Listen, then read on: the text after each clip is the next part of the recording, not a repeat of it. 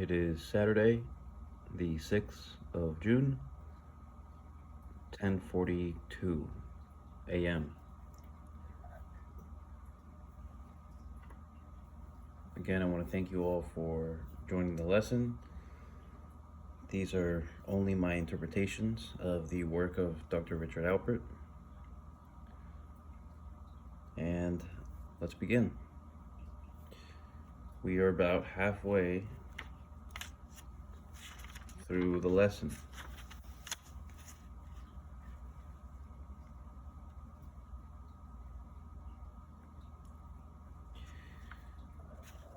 I'll give you one moment to look at this page here to refresh your mind and get back into the flow.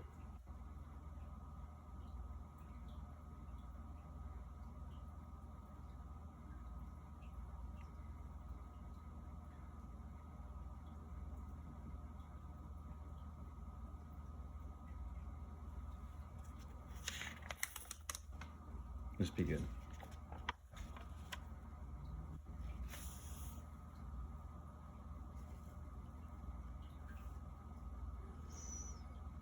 Divine Mother Kali, she is my mother, she is my moon, she is my father, she is my child, she is my brother, she is the grass, she is my lover, she is the dew, she is my sun. Look at how much she can teach. Her tongue dripping blood, a circle of skulls around her neck, a dagger in one hand, giving birth in the other. The whole process of nature, how exquisitely subtle. Remember Siddhartha?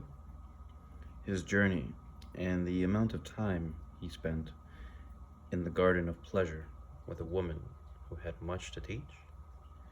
She always had a new thing to teach. She will always have a new thing to teach. Always. Can anyone imagine that a woman as full and seductive as that is not going to teach something? Is not going to continue to teach something? So, I've had several moments where I do refer to some deities, some gods, some goddesses of other religions and cultures. And I've noticed that people, more so from America, or anyone from the Christian or Catholic faith, they tend to see these depictions, take them very literally. Some get afraid, but most of them mainly see these as devils. There's something you need to understand. In all of nature, there will be these kinds of horrific images. And for the sake of the lesson, I want to keep it very simple. Don't take it as absolute, because nothing is absolute, but refer to this image here as a symbol, and refer to this goddess here also as a symbol. She is more than a symbol, but for the sake of the lesson, she is a symbol. The Divine Mother Kali, she gives birth, but yet she's horrifying. She carries skulls around her neck. She can do great destruction at the same time, but also shows great love. A child in one hand, a knife in the other, bleeding, wet with blood. Do not take them so literally. They are depictions and they're here to help you. For instance, one goddess that really helped me, Chinamasta. This goddess severs her own head while standing upon lovers making love. And the blood that spurts out of her neck, she drinks from the severed head, which she holds now in one hand, and in the other hand, the sickle she used to do the severing. Quite the depiction, I know. But in my experience, my personal experience, my human body experience, how it helped me was quitting substances. Now, how does that work? Well, if you ever quit anything like a substance, let's take marijuana for instance. The first 4 days that you do quit, well, you're going to be seriously uncomfortable. And in order to digest the influx of emotions that are going to be rushing in, and feelings and vibrations that are going to be coming in, I used that image to remind myself the influx of emotions and bad thoughts, so to say. I depicted them as the blood spurting from my body, and me digesting and not turning them away, but digesting these feelings and trying to understand what happened, earlier on in my childhood, and trying to seriously alchemize what's going on, is the drinking of the blood from the severed head. The severed head remains alive. The goddess stands upon lovers making love. This is a symbol for overcoming animalistic tendencies. The overcoming of my oral fixations. For some, it could be a sex addiction. This is how we use these symbols, and not just from this culture, but the entire universe provides all these kinds of symbols, and they are very helpful. Please do not be afraid of them. They are not demonic by any means. It is to be used and actually interpreted.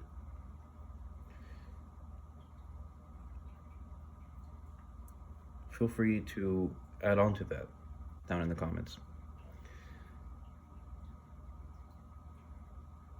At the same time, let's say one is not aware that they need to go on a journey.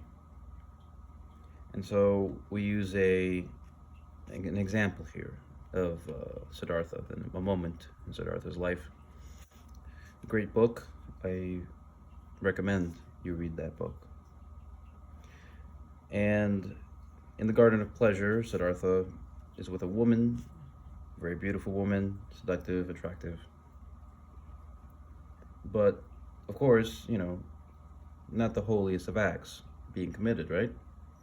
But at the same time, you will have something to learn there. So no matter what's going on in life, even if it may not seem holy, if you right now want to start your journey and the whole reality that you're surrounded by is just not holy, understand that actually it's a perfect place to learn and digest the vibrations and energy, because everything around you is merely a reflection of what's going on inside. So don't be afraid of it. Even the very uncomfortable reality that you may live in is actually a symbol that can be digested and alchemized to further help you in your journey.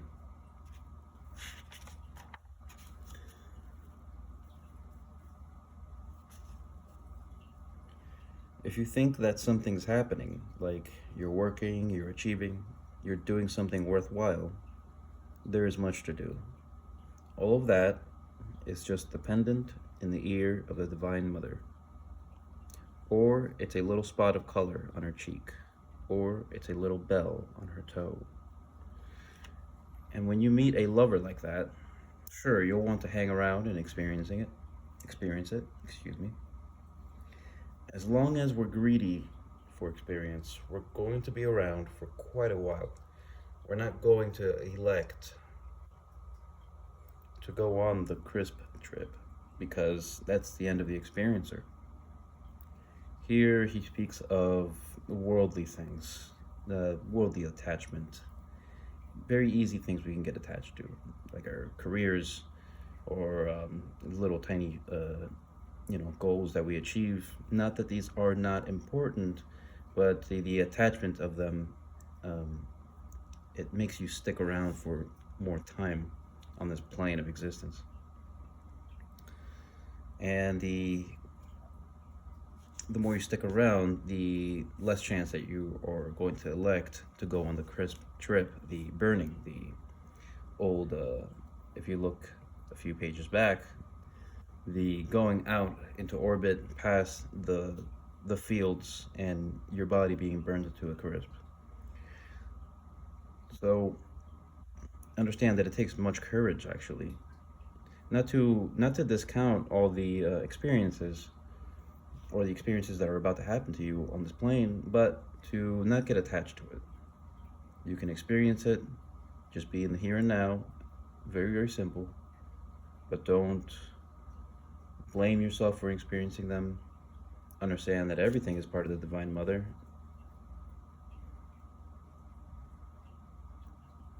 And be here and now.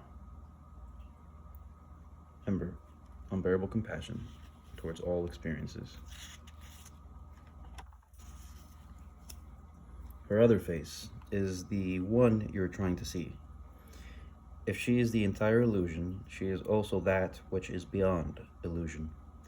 And so, finally, when you have gone beyond her and become free of her, and you go to beyond the beyond, you finally cross the great ocean of existence.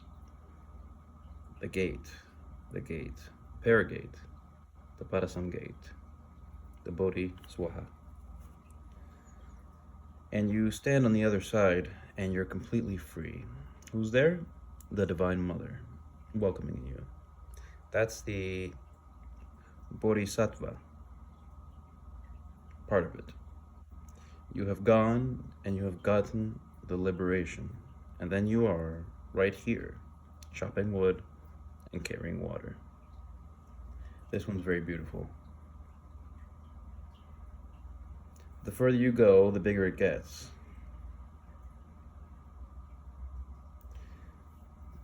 Once you see the entire illusion, you understand that there is much more to behold, but it's still all part of that mother. Once you're free of her, you cross the great ocean of existence. You've crisped your body. And my favorite part, even though you've crisped your body and have gone and detached yourself, you're still going to be right here, chopping wood, living your life, buying groceries, saying hi to your neighbor, going to the bathroom, chopping wood and carrying water, right here. This is all possible, this nowness, while you do all this work.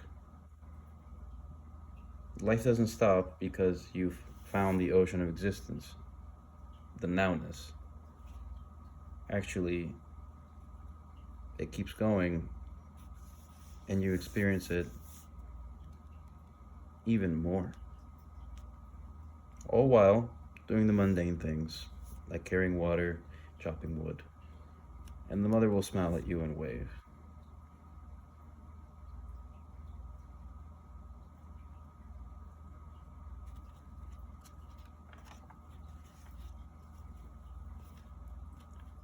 As a reminder, feel free to pause the video, zoom in, take screenshots.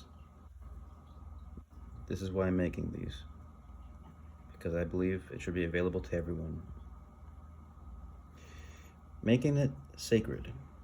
This chopping wood and carrying water is karma yoga, the yoga of daily life. The way to do it is do what you do, but dedicate the fruits of the work to me. That's the most esoteric way of saying it. Another way of saying it is do it without attachment. Another way of saying it is total renunciation. Now, that doesn't mean you go up to a mountain and live in a cave. It means that you renounced attachment, even to your own desires. It means you do what you do because that's what the harmony of the universe requires. If I am a potter, I make pots, but who is making the pots? I am not under the illusion that I am making the pots. Pots are. The potter is. I am a hollow bamboo. So this is basically repeating what I said on the last page. You can live your life, make sure to make it sacred, even though it already is. And living the life and doing the mundane things is karma yoga. Karma. We've all heard that word before. We live this life. All of it is living through that life. Everything that's happening, even the uncomfortable reality that you may be in, is karma yoga. But dedicated to the mother, to Mother Nature, which is, in another reflection, just all of us. And this is just the esoteric way of saying it. After all, language, in a way, is a prison, but one that's necessary on this plane, and that's okay. Do it without attachment. Do everything without attachment. That includes having fun. Have fun, but don't be attached to the fun. Make it sacred. And this goes for anything. Any hobby you do, everything. Become a hollow bamboo.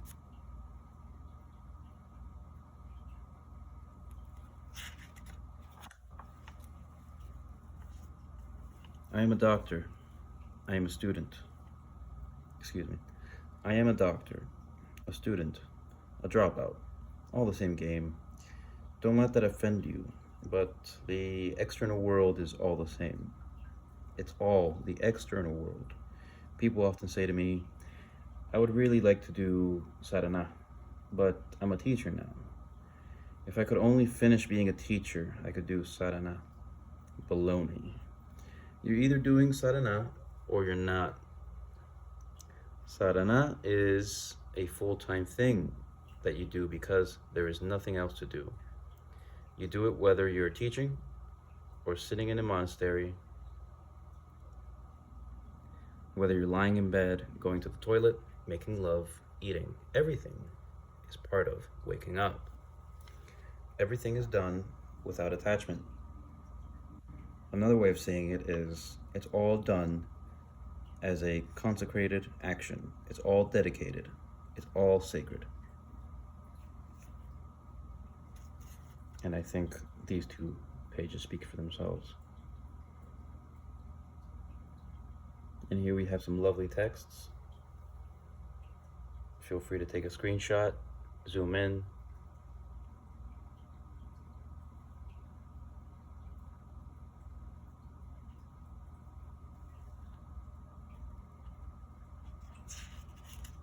Actually, I would like to say, no matter what predicament you're in, what kind of vocation, even if you're a teacher or a lawyer, and you think you need to go up to the mountains to really find some peace or be in the here and now, that's a load of baloney. It actually starts in the moment that you get that thought. Even watching a little video like this.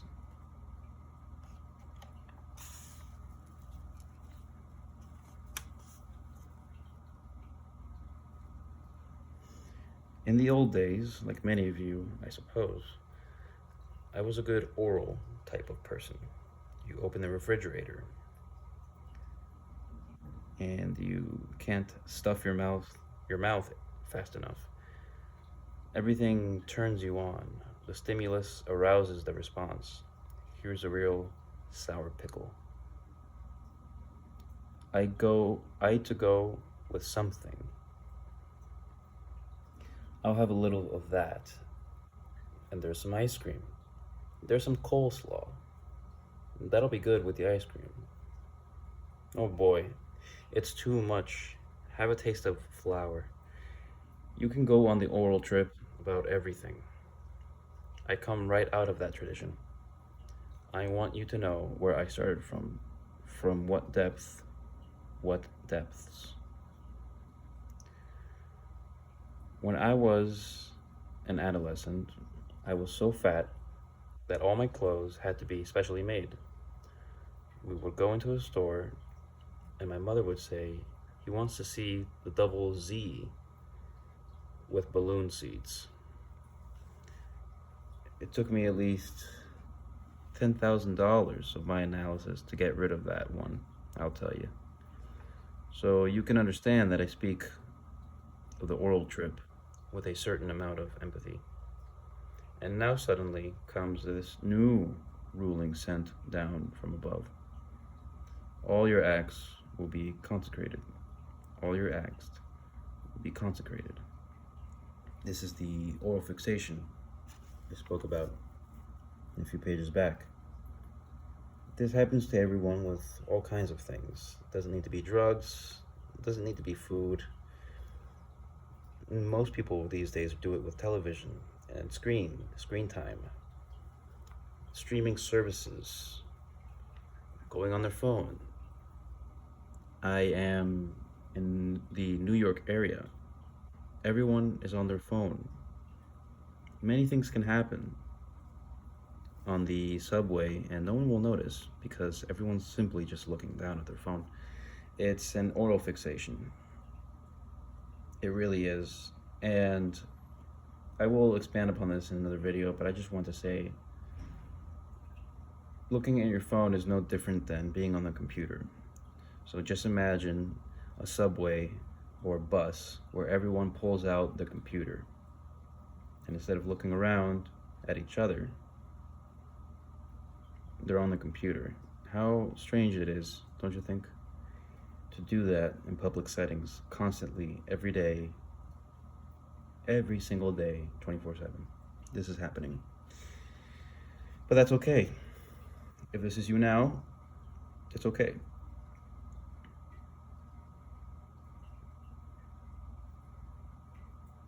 Experience it.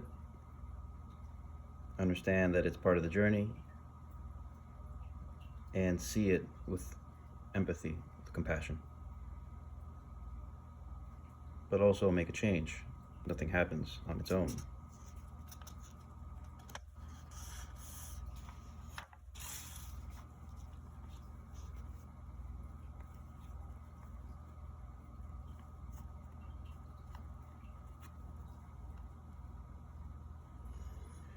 Wow, that's great. But what about food? Now, in the West, we have a thing. You see the Norman Rockwell cover? Thanksgiving Day. There's the turkey, and everybody has his eyes closed saying grace, and the kid's hand is already on that turkey. Okay, let's say grace and eat quick. So in India, I was taught this thing to consecrate the food, and it was very funny. I'd been taught it, but I still had this old orality business. So I would say it, but I could not think it. And I could not stop long enough to experience it. At last, I had to confront myself and see where I wasn't. You've got to go. You've got to go. You wake up. At any rate, you've got to go. At any rate, you can go. You wake up. At any rate, you wake up. You're finished with your desires at the rate you finish with your desires. This equilibrium comes into harmony at the rate it comes into harmony. You can't rip the skin off the snake. The snake must molt the skin. That's the rate it happens. So this is referring to speeding up the process of maybe getting rid of your desires, whether it be food or substances or sex. So I have a saying. Um, People like to go cold turkey a lot these days, and I have a saying, and the saying goes, "Well, you can't throw a frozen turkey in the oven. That's not going to end up well." And that's what, to me, is completely cutting out your desires immediately, all of them at the same time, in a very rushing manner. You, that's not how it goes. It won't work this way. That is the ripping of the skin, which it's not healthy for the snake. Um, Understand that the disequilibrium that you may have, that we all may have, comes into harmony at the rate that it does. There is a predetermined rate in which things come back into harmony. There's a predetermined rate in which all people come back into harmony, but we all do come back into harmony. Have faith in this.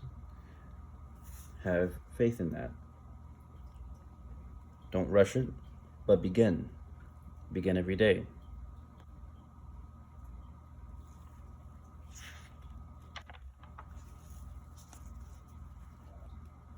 You meet another person, and there are qualities in that personality which offend you, and there are qualities which attract you. Some qualities seduce you, some qualities repel you, some qualities sexually excite you, some qualities revolt you, some qualities interest you, some qualities fascinate you, some qualities bore you. It's only when you can see through all that veil, through all your own desires, beyond Sita walking in the path, that you can see beyond all, that to where the other being is.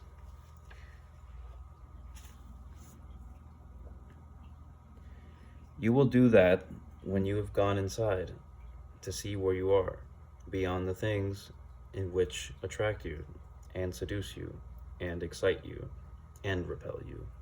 The journey across the great ocean of existence is a journey inward, ever and deeper,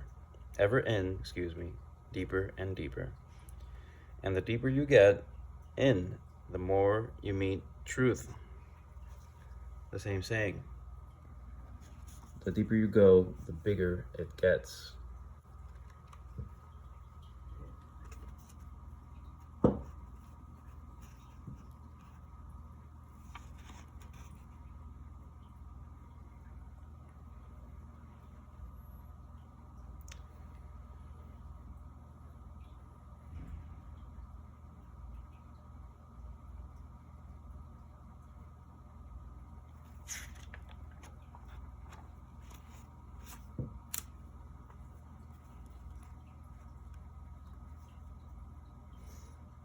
The Guru. It's hard to speak in words about the Guru, to speak of the difference between an Upaguru and a Satguru.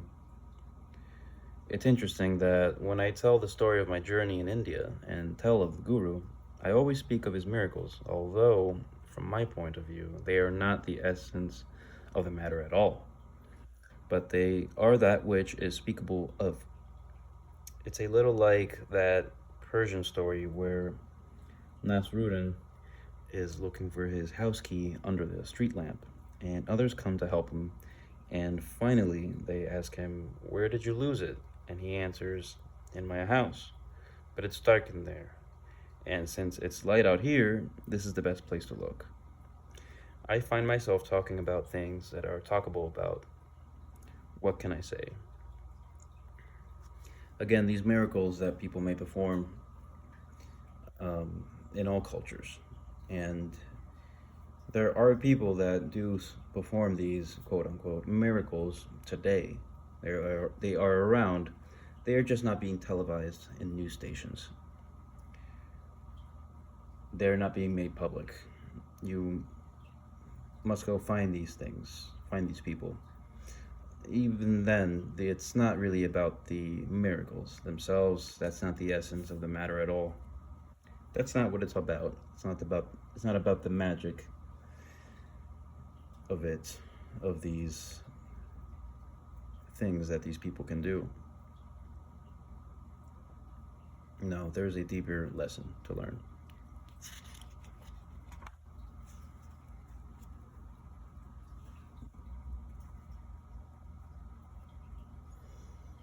Can I say, with any meaning, that when I am with the Guru, there's nobody home?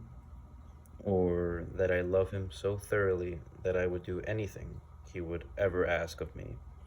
And the highest thing I could think of is being at his feet. And at the same moment, I don't care if I never see him again in this life. Can I say that? Can I say there is absolutely nothing special about him? He's just a little old man with a blanket. Can I say he's right here now? Which one are you ready to hear?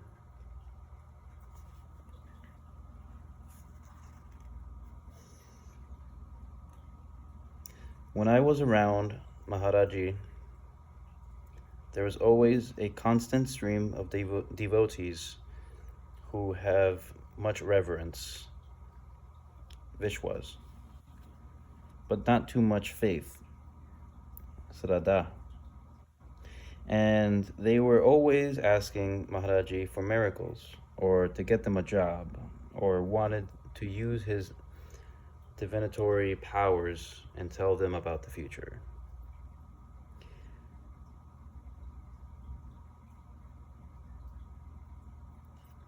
At first, I didn't trust it, so I'd have to come into his presence, and the minute I'd get there, I'd feel, yeah. And I'd look at him, and my eyes would get all swimming with tears, and I'd just laugh, and I'd feel silly. I would really be silly.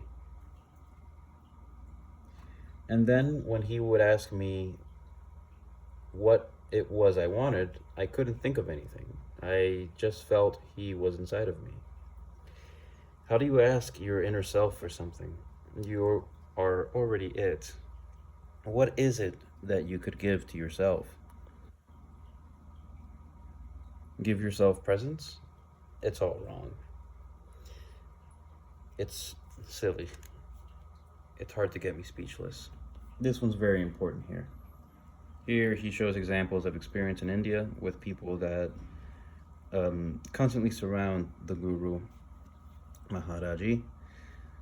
And there were many groups that would just simply ask for things. They would want things. They would want to be amazed, miracles, or the future, fortune telling, all this stuff. And this line here, very important. Which one are you ready to hear? Because there are many special things that you can learn from the story, from your story of going out into the journey into more knowledge. But it really depends on what you're ready to hear at that moment, at this moment, right now. Because one person may understand when Richard says he's just a little old man with a blanket. One person may understand and love that phrase there. It would make sense to him, but for another one, they would take it quite literally and they may not get the point there. So then you would tell the story of, the miracles that they would perform, because that's the easy way to get in, to begin the lessons, so to say. Again, it all depends on the rate at which you are learning, and everyone has a different rate, but we all end up in the same place, in the essence. So when he finally looks at him, he is almost expected to ask for something of the Guru. But really, what happened to Richard was he just felt silly. There's really nothing to ask for. You begin to realize, oh, wait a minute. All I ever wanted was right here inside of me, the heart cave, the vantage point of unbearable compassion. I will keep this lesson to 10 pages. But again, I thank you for joining. Thank yourselves for coming. Go back, reread, take pictures. This is your book as much as it is mine. It is ours. This book is a gift. And it's only one lesson. There will be much more to come. We're a little over 2/3 through the book, and it's been a very nice experience to interpret it and come back to this book. So thank you, and I'll see you soon.